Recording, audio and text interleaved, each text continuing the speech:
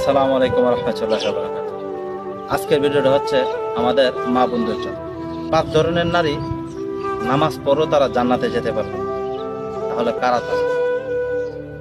প্রথমত, যে নারী সে তার মাথার চুল খুলে রাখে এবং তার চুল পরপুরুষে দেখে, এই ধরনের নারীরা কখনো জান্নাতে যেতে পারবে না।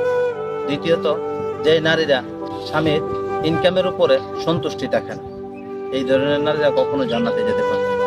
তৃতীয়ত হচ্ছে, যে নারীরা স্বামীকে কোনো মূল্য দেয় না, সেই নারীরা কখনো জান্নাতে যেতে পারবে না।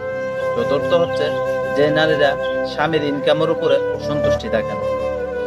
পঞ্চম, যে নারীরা কথায় কথায় শুধু স্বামীর সাথে মিথ্যা কথা বলে এবং স্বামীকে কথায় কথায় সন্দেহ করে, এই 5 ধরনের নারীরা কখনো জান্নাতে যেতে পারবে না। আল্লাহ সুবহানাহু ওয়া তাআলা আমাদের মা বোনদেরকে হেফাজত করুক এবং সঠিক বুঝ দান করুক। ভিডিওটা ভালো লাগলে অবশ্যই শেয়ার করে দিন।